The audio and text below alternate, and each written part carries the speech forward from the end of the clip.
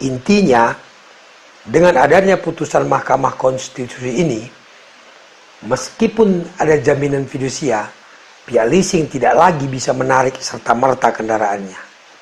Tetap harus melalui pengadilan juga sesuai dengan aturan yang berlaku di pengadilan tentang sita jaminan. Assalamualaikum teman-teman, kita bicara hukum lagi.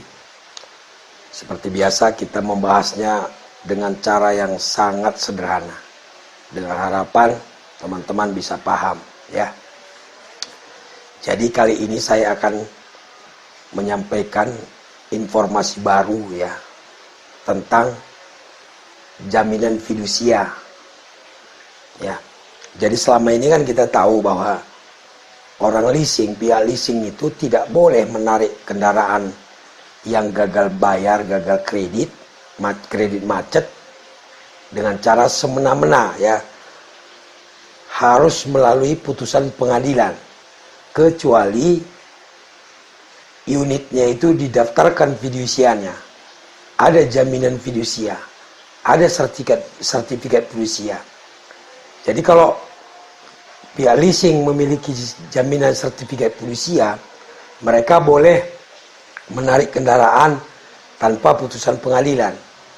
Namanya eksekutorial, ya kan gitu.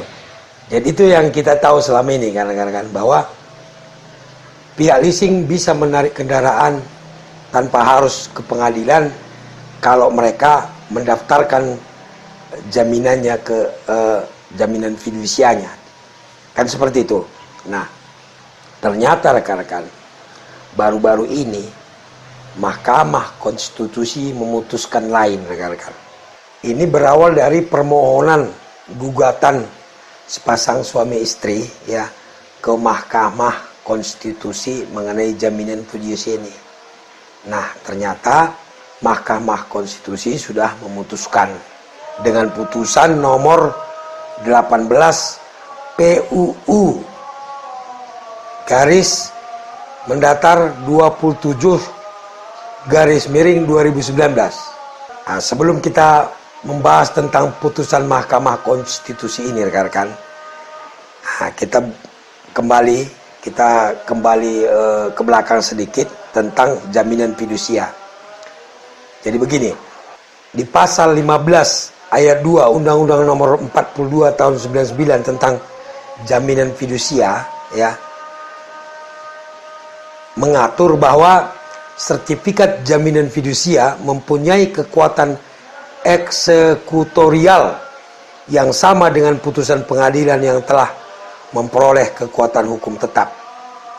Nah, jadi artinya kalau ada sertifikat jaminan fidusia tanpa perlu lagi ke pengadilan, pihak leasing bisa menyita kendaraan. Kan kira-kira seperti itu dia. Jadi dianggap sertifikat jaminan itu sama dengan putusan pengadilan, kira-kira seperti itu. Makanya pihak leasing bisa menarik sendiri, menyita kendaraan kalau gagal bayar. Kan seperti itu dia rekan-rekan. Kemudian di pasal 15 ayat 3-nya menyatakan penerima fidusia mempunyai hak untuk menjual benda yang menjadi objek jaminan fidusia atas kekuasaannya sendiri apabila debitur cedera jandi. Dan pasal ini membolehkan pihak leasing menjual jaminan itu dengan kekuasaan sendiri ya kan, apabila debiturnya, nasabahnya gagal bayar atau nunggak tanpa perlu ke pengadilan. Nah, itulah yang selama ini kita tahu. Ternyata ini dirubah penafsirannya oleh Mahkamah Konstitusi rekan-rekan. Adapun alasan Mahkamah Konstitusi merubahnya karena apa? Kekuatan eksekutorial ini dianggap bisa jadi semena-mena, ya kan? Karena tanpa perlu dia berbicara lagi, tanpa perlu bermusyawarah dengan nasabah, ketika nasabah sudah tidak bayar leasing, tidak bayar kreditnya, gagal bayar, mereka langsung bisa menarik. Padahal kan banyak hal yang menyebabkan nasabah tidak bisa bayar karena tidak perlu lagi dia ke pengadilan, langsung ditarik. Nah, Inilah pertimbangan Mahkamah Konstitusi akhirnya karena dikhawatirkan menjadi sewenang-wenang dia menariknya itu karena merasa punya sertifikat fidusia. Nah, yang kedua, karena pihak leasing tadi berwenang untuk menjual jaminannya dengan kuasa sendiri, ini juga dikhawatirkan oleh Mahkamah Konstitusi menjadi sewenang-wenang, nanti harganya dijual seenaknya, ya kan, tidak lagi bernegosiasi dengan pemiliknya atau nasabah, dijual sesuka dia. Nanti kalau misalnya uangnya nggak cukup, malah tetap jadi utang kan, seperti saya jelaskan sebelumnya. Kalau misalnya uangnya pas-pasan, nggak dapat apa-apa lagi. Jadi untuk menghindari kesewenang-wenangan ini, maka Mahkamah Konstitusi rekan-rekan merubah penafsiran daripada pasal ini. Jadi Mahkamah Konstitusi menafsirkan ulang konstitusional pasal 15 ayat 2 tadi pada frasa kekuatan eksekutorial dan sama dengan putusan pengadilan yang telah memperoleh kekuatan hukum tetap menjadi begini dia. Terhadap jaminan fidusia yang tidak ada kesepakatan tentang cedera janji atau wanis prestasi dan debitur keberatan menyerahkan secara sukarela objek jaminan, maka segala mekanisme dan prosedur hukum dalam pelaksanaan eksekusi sertifikat jaminan fidusia harus dilakukan dan berlaku sama dengan pelaksanaan eksekusi putusan pengadilan yang telah berkekuatan hukum tetap.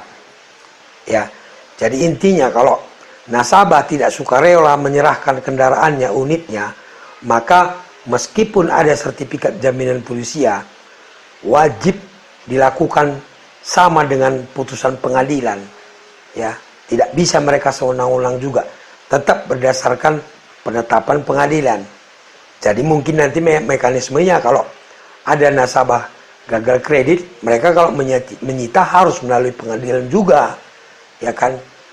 Prosedurnya harus diikuti. Bagaimana tata cara penyitaan yang dilakukan pengadilan, itulah dia. Berarti mereka harus bermohon juga ke pengadilan, kan begitu. Intinya, dengan adanya putusan Mahkamah Konstitusi ini, meskipun ada jaminan fidusia, pihak leasing tidak lagi bisa menarik serta-merta kendaraannya. Tetap harus melalui pengadilan juga sesuai dengan aturan yang berlaku di pengadilan tentang sita jaminan, ya kan. Apalagi tidak ada sertifikat jaminan fidusianya, leasing wajib mengajukan gugatan dulu ke pengadilan. Kalau ada sertifikat jaminan fidusia, mungkin tidak perlu lagi menggugat, hanya pelaksanaan putusan eksekusinya harus tetap sesuai prosedur dari pengadilan, rekan-rekan. Kita baca nih amar putusan dari Mahkamah Konstitusi tentang hal ini.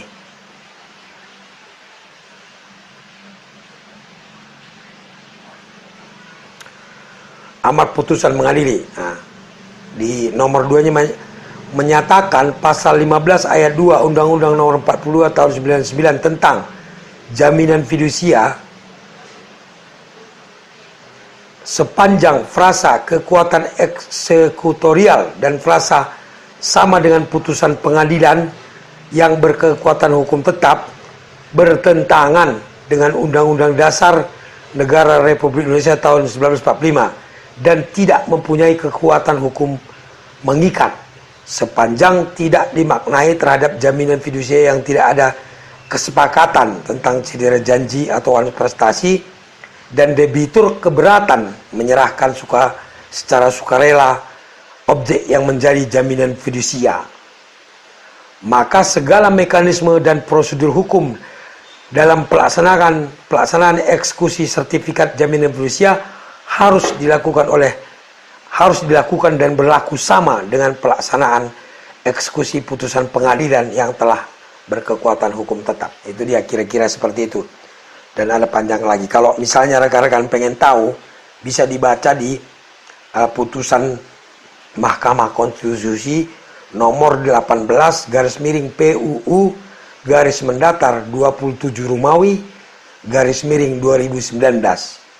Ya, jadi ini pengetahuan baru buat kita. Kita sudah tahu sekarang apa langkah-langkah yang kita akan lakukan apabila kita gagal kredit dan debt collector atau pihak leasing hendak menarik kendaraannya. Intinya cara-cara menghadapi tetap sama dengan yang saya terangkan di video-video sebelumnya. Anda lihat, bisa cek banyak video saya tentang jaminan fidusia dan tentang debt collector menarik paksa, ya. Sekarang ada lagi pengetahuan baru kita, ya, ada lagi bertambah wawasan kita, yang dimana Mahkamah Konstitusi sudah memutuskan dan menafsirkan lagi tentang pasal 15 ayat 2 dan ayat 3, ya, Undang-Undang Fidusia. Tetap tonton channel Bang Beni. Saya akan selalu membahas hukum yang terjadi di sekitar kita supaya kita tidak mendapatkan kesewenang-wenangan. Assalamualaikum.